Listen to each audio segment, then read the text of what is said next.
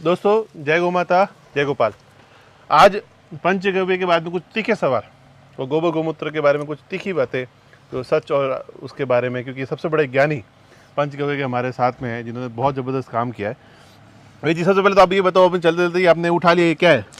ये एक बहुत बड़ी दिव्य औषधि है जिसको मकोई भी कहते हैं और इसको काकमाची भी कहते हैं। इसके आपके फलों को देखोगे तो ये ग्रीन ग्रीन बड़े बड़े दाने दिखाई देते हैं जो पकने के बाद में ऐसे बैंगनी कलर के हो जाते हैं। इसको लैटिन भाषा में सोलेनम नाइग्रम के नाम से जानते हैं। ये बहुत ही अच्छी दिव्य औषधि है जो किडनी की कोई भी परेशानी हो, जिसमें विशेष तौर से क्रिएटिनिन बढ़ जाता है। जब अपनी लिमिट मात्रा से क्रिएटिन ज़्यादा बढ़ जाता है तो किडनी के अंदर सलवटें पड़ने लग जाती है, सिकुड़ने लग जाती हैं तथा किडनी खराब होने की स्थिति में आ जाती है। तब डायलिसिस का सहारा लेना पड़ता है। डायलिसिस जब सप्ताह के अंदर दो बार होने लग जाता है, उस पेशेंट के अंदर यदि गोमूत्र के अंदर इस मकोई को डाल के उसका अर्क निकाला जाता है, उस अर्क का नियमित पान किया जाए तो व्यक्ति के डायलिसिस की कम हो जाता है और धीरे धीरे किडनी में सुधार आता है। अंतगतवा किडनी में बहुत ही ज़्यादा फायदा ये मकोई करता है। ये आयुर्वेद के अंदर, हम इस आयुर्वेद के अंदर मकोई को किडनी के लिए रामबाण औषधि के रूप में जानते हैं। ये ग्रामीण क्षेत्र के अंदर सर्दियों के अंदर ये हर जगह दिखाई देती हैं। ये दिखने में खरपतवार की तरह नज़र आती है, परंतु ये आयुर्वेद का हम किडनी या वृक्क या गुर्दे के लिए प्राण मान सकते हैं, क्योंकि ये क्रिएटिनिन लेवल को कम करने में बहुत ही महत्वपूर्ण भूमिका अदा करती है।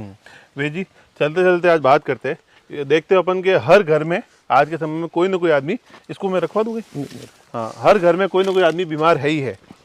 जब हम देखते हैं कि हर घर में कोई आदमी बीमार है, आज वीडियो देख रहे हैं तो हर घर में चाहे डायबिटीज़ होगी, चाहे कोई बीमारी होगी, तो सभी बीमारियों के बारे में पंचगव्य आपके रिसर्च के हिसाब से बहुत गहरी बातें मैं आपसे जानना चाहूँगा।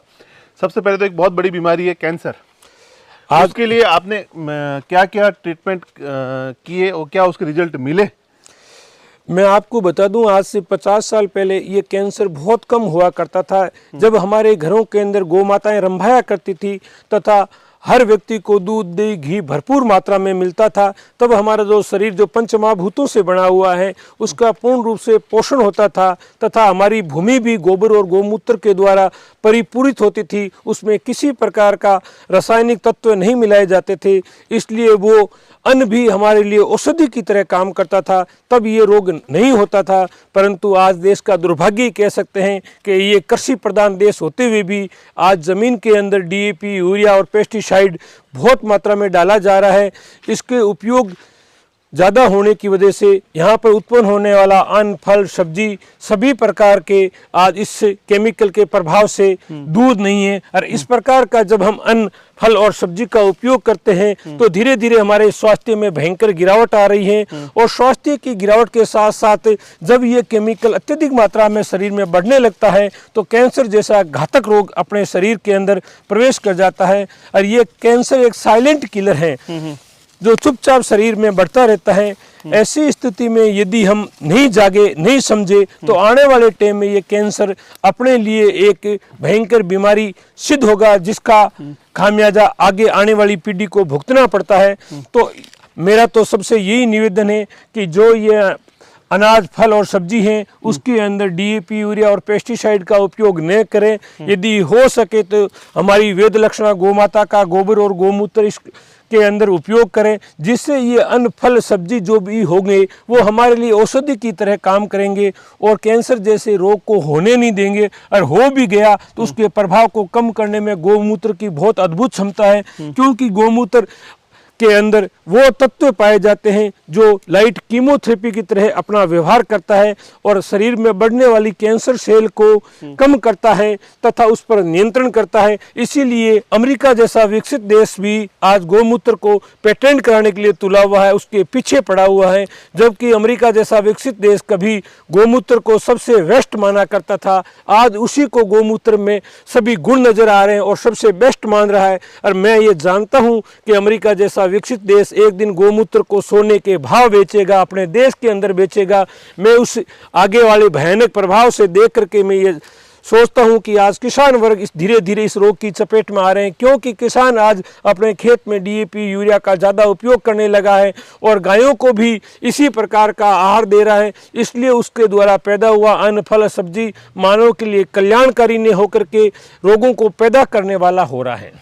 एक समस्या और होती है लीवर की समस्या, तो उसके ऊपर भी क्या आपने कोई काम किया यहाँ पे? लीवर के अंदर आज गोमूत्र से अच्छी कोई औषधि नहीं मानी गई है, क्योंकि गोमूत्र विषों का समन करने वाला होता है और शरीर में एकमात्र लीवर होता है जो विषों को अपने शरीर में समाहित कर लेता है तथा शरीर के अन्य अंगों पर उसका प्रभाव नहीं होने देता है। धीरे धीरे उस विष के प्रभाव से लीवर खुद भी प्रभावित हो जाता है। ऐसी स्थिति के अंदर यदि गोमूत्र का उपयोग रोजाना करने लग जाए तो लीवर को बचाया जा सकता है, क्योंकि हमारे शरीर के अंदर एकमात्र लीवर ऑर्गन है जो रीजनरेट होने की क्षमता रखता है, उसकी कोशिकाएं वापस बन सकती हैं। उसके अंदर यदि पुनर्नवा का उपयोग होने लग जाए गोमूत्र के साथ तो बहुत ही अच्छा काम करने लग जाता है। इसलिए पुनर्नवा को पुनः नया जीवन देने वाला कहा गया है, जिसको हम लोकल भाषा में साटे के नाम से जानते हैं। यदि उसको गोमूत्र के साथ मिला करके उसका अर्क निकाल करके इसका उपयोग यदि रोगी के अंदर कर दें तो बहुत ही अच्छा लीवर में काम करता है। उसके अंदर बिलिरुबिन बिलिरुबिन के स्तर को कम करने के लिए गोमूत्र की बहुत बड़ी भूमिका है।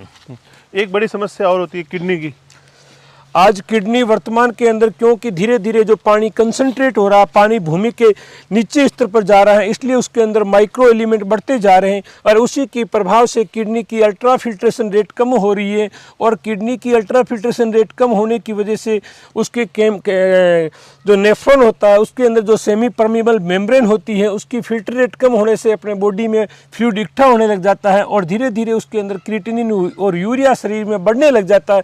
ऐसी स्थिति के अंदर यदि मकोई को गोमूत्र के साथ मिला के उसके अर्क का उपयोग औषधि के रूप में करने लग जाए तो व्यक्ति को किडनी की बीमारी से निजात दे सकते हैं हम और उसकी किडनी के वर्किंग कैपेसिटी को बढ़ा सकते हैं। ऐसा मेरा आज तक के अनुसंधान पर कह सकता हूँ। एक जो दोस्तों मैं अभी सभी कहना चाहता हूँ कि बहुत सारी बीमारियां हमारे ये आपको मैं एक और औषधि बताता हूँ, इसको हम अपामार्ग कहते हैं। अपामार्ग आयुर्वेद की सर्वश्रेष्ठ औषधि मानी गई है। इसके बीज के अंदर भस्मक जैसे रोग को ठीक करने की क्षमता होती है। यह जिस समय कोई भी आदमी व्यक्ति भोजन करता है और 1 घंटे 2 घंटे बाद में और भूख लग जाती है, भोजन करता है भूख लग जाती है, ऐसा जो भस्मक रोग होता है उसको भी ये ठीक करने में बहुत बड़ी भूमिका होती है। माइग्रेन के अंदर इसके बीज की भस्म का उपयोग करते हैं तो माइग्रेन के अंदर बहुत ही बड़ा फायदा मिलता है। हमारे पंचकर्म के अंदर जो शिरोविरेचन में नश्य कर्म करते हैं उसके अंदर इसका उपयोग होता है। वहाँ पर प्रत्येक पुष्पी शिरोविरेचन नाम के नाम से जानते हैं। इसको अपामार्ग भी कहते हैं, प्रत्येक पुष्पी भी कहते हैं और इसको लैटिन नाम में एकेरेंथस एस्प्रा के नाम से जानते हैं। ये बहुत बड़ा प्राकृतिक औषधि है जो अस्थमा के अंदर भी इसका बहुत बड़ा उपयोग होता है। इसकी जड़ का उपयोग सामान्य प्रसव कराने में उपयोग किया जाता है। जब इसकी जड़ को कमर के अंदर बांध देते हैं तो प्रसव के समय आसानी होती है सामान्य प्रसव में। और तब तो ये सारी औषधियाँ यहाँ तो बिखरी हुई है सब जगह। हमारे आयुर्वेद में साफ कहा गया है कि प्रत्येक पुष्पी नैनो औषधि भूतम जगति किंचित द्रव्य उपलब्ध। हमारे भारत देश के अंदर ऐसी कोई वन औषधि नहीं है जो मानव के लिए कल्याणकारी नहीं है। कमी है तो हम लोगों की है कि हम उसको पहचान करके औषधि उपयोग नहीं कर पा रहे हैं, वो हमारे लोगों की कमी है। क्योंकि हमारी भारत भूमि सिर्फ औषधियाँ ही पैदा करती हैं, हम उसको खरपतवार समझते हैं तो हमारे ये दिमाग की कमी है। वरना हमारा चरक साफ लिखता है शास्त्र में कि नैनो औषधि भूतम जगति किंचित द्रव्यम उपलब्ध। एक रईसों की बीमारी हो गई आजकल, डायबिटीज सबको है, लगभग तो 35-40 के बाद आदमी को हो ही जाती है। ये डायबिटीज का मुख्य कारण है आज गेहूं का अत्यधिक उपयोग होना। जबकि हमारे पूर्वज ऋतु के अनुसार अनाज का उपयोग करते थे, आज गेहूं शुद्ध शुगर है। क्योंकि गेहूं के अंदर जो फार्मूला होता है C6H12O6 जो शुगर का फार्मूला होता है, इसलिए गेहूं को कमजोर धान कहते थे हमारे पूर्वज। और गेहूं का अति उपयोग होने की वजह से आज ये शुगर के रोग बढ़ते जा रहे हैं। दूसरा इसका प्रभाव मनोवृत्ति से भी पड़ता है, क्योंकि आज अंडर प्रेशर आज व्यक्ति जी रहा है, डिप्रेशन में जी रहा है। उसकी वजह से हमारी जो बीटा सेल है जो पैनक्रियास से जो इंसुलिन निकालती है वो कंट्रोल बाय पिट्यूटरी ग्लैंड जो इमोशनल रिलेटेड डिजीज को कंट्रोल करने वाली मास्टर ग्लैंड होती है, पीयूष ग्रंथि होती है, वो आज अपने इमोशन के साथ अप डाउन हो रही है और वो पैनक्रियाज के बीटा सेल को कंट्रोल नहीं कर पा रही है, इसीलिए ये डायबिटीज जो मधुमेह के नाम से जानते हैं आज वो दिन प्रतिदिन बढ़ता जा रहा है। जैसे जैसे गेहूँ हमारे जीवन में अत्यधिक बढ़ गया है, जबकि हमारे पूर्वज कहा करते थे अति सर्वते वर्जितम। कोई चीज़ अच्छी भी है परंतु यदि अति होती है तो वो हमारे लिए घातक सिद्ध होती है, परंतु हमने अपने पूर्वजों के ज्ञान को स्वीकार न करके पाश्चात्य जगत को अपनाया है। उसी का परिणाम है कि आज जुकाम खांसी की तरह शुगर फैल रहा है, जो असाध्य रोग होते हुए भी आज हमने उसको रोग को सहज स्वीकार कर लिया है। एक समस्या वैद्य जी और जो बड़ी देखता हूँ, ब्लड प्रेशर युवाओं में तो बड़ा ज़्यादा बढ़ गया है, साइलेंट अटैक। आज ब्लड प्रेशर का भी मुख्य कारण है कि हमारा जो दिनचर्या है, जो आहार है, जो विहार है, ये संयमित नहीं रहा है। आज आदमी को सूर्य उदय से पहले उठना चाहिए, सूर्य अस्त होने के बाद में भोजन नहीं करना चाहिए, कभी भी रात्रिचरण नहीं है। हम दिन के अंदर भोजन करना चाहिए, रात को टाइम से सो जाना चाहिए तथा दिन के अंदर कम से कम 3 किलोमीटर आदमी को घूमना चाहिए। सुबह 11 बजे भोजन लेना चाहिए, शाम को 7 बजे भोजन लेना चाहिए, भूख से थोड़ा कम लेना चाहिए, तब जाकर के हम हमारी दिनचर्या और शरीर के अंगों को स्थायी शक्ति प्रदान कर सकते हैं। परंतु आज मिथ्या आहार विहार की वजह से आज युवावस्था भी ब्लड प्रेशर जैसे रोग से ग्रसित होता जा रहा है, क्योंकि युवावस्था के अंदर आदमी अक्सर ज्ञान के माध्यम से बौद्धिक विकास तो कर रहा है परंतु स्वास्थ्य की भयंकर गिरावट आ रही है, क्योंकि उसका भोजन स्वास्थ्य के अनुकूल नहीं होकर के स्वाद के अनुकूल होता जा रहा है और स्वाद की वजह से ही आज दिन प्रतिदिन स्वास्थ्य में गिरावट आ रही है। जो वस्तुएं खानी नहीं चाहिए उसका उपयोग ज़्यादा से ज़्यादा किया जा रहा है।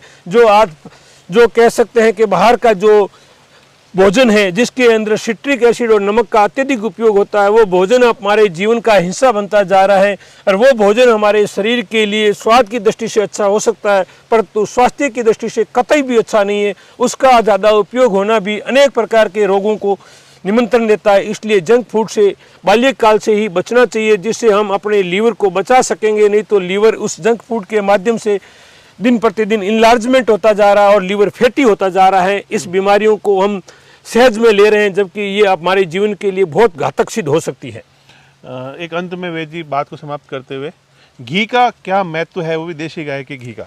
हमारे घी के लिए चारवाक नाम के दार्शनिक जी की एक सूक्ति याद आती है। उन्होंने यहाँ तक कहता था कि यावत जीवे सुखम जीवे रणम करतम घतम पिएत, मैंने जब तक जियो आप सुख से जियो और घी के लिए ऋण भी करना पड़े तो घी ऋण करके भी पियो। मैंने उन्होंने गाड़ी के लिए ऋण नहीं कहा, मकान के लिए ऋण नहीं कहा, घी के लिए ऋण कहा। कितना महत्व रहा होगा उस घी का। हमारे आयुर्वेद के अंदर तो यहाँ तक कहा गया है कि घर पित्त अनिल हरम रस शुक्र ओजसितम निर्वापण मृदुकर सौरवर्ण प्रसादनम। मैंने घी सभी प्रकार के दोषों का समन कर देता है और व्यक्ति के व्यक्तित्व के विकास करता है तथा घी शक्ति का प्रतीक माना जाता है, घी आयु का प्रतीक माना जाता है, घी को प्रज्ञा का प्रतीक माना जाता है। और आज घी के अभाव के अंदर सभी तरह से शक्ति का ह्रास हो रहा है, मानसिक शक्ति का और शारीरिक शक्ति दोनों का ह्रास होता जा रहा है। घी जब हमारे लोग खाते नहीं थे, पीते थे, हमारे एक एक डिलीवरी पर 20-20 किलो घी का उपयोग होता था, तब एक एक माताओं के 10-10 बच्चे होते थे। परंतु आज दुर्भाग्य है कि एक ही डिलीवरी पर 10 किलो घी नहीं खा करके 10 किलो ग्लूकोज का पानी पी करके संतान उत्पन्न हो रही है। अरे एक ही डिलीवरी के बाद में उसका शरीर ऐसा हो जाता है कि 10 बच्चों की माँ जैसी नजर आती है, घर में झाड़ू निकालते हुए चक्कर आ रहा है। क्या ऐसी माएँ हमारे शेरों जैसी संतान पैदा कर सकती है? असंभव है। ये सब गुण है तो देसी गोमाता के घी के अंदर ही गुण है, जो महाराणा प्रताप जैसे योद्धा दिए हमको। एक बात तो हमें समझनी होगी कि अगर स्वास्थ्य सही है तो सब कुछ है, बड़ी गाड़ी, बड़ा सब कुछ भी काम आना है नहीं। स्वास्थ्य सही है तो स्वास्थ्य लाभ लीजिए, शरीर को स्वस्थ बनाइए, बाकी जो भी आप दूसरी चीज़ें उनका कोई फायदा नहीं है। क्यों भाई जी, सही कहा? एकदम सही है, क्योंकि हमारा पहला ही क्या है, सबसे पहला सुख निरोगी काया, दूसरा सुख है घर में माया। काया होगी तो माया का उपयोग कर पाएंगे, काया ही नहीं रहेगी तो वो माया भी अपने जीवन में दुखदायी साबित होगी। सत्य बात। ये पूरा वेज ऑर्गेनिक वाला, ये हमारे गोबर और गोमूत्र के द्वारा साधित भूमि के अंदर आज चने की खेती हो रही है। और ये चना जो घोड़े का मुख्य भोजन होता है, रिच प्रोटीन होता है, जो घोड़े को कभी बैठने नहीं देता है, पूरे जीवन में वो खड़ा रहता है। ऐसी दिव्य शक्ति इस चने के अंदर होती है जो उसको प्रदान करता है। बहुत बहुत धन्यवाद है वेद जी, आपने बहुत जानकारी दी। बहुत बहुत धन्यवाद है। जय गौ माता, जय गोपाल दोस्तों।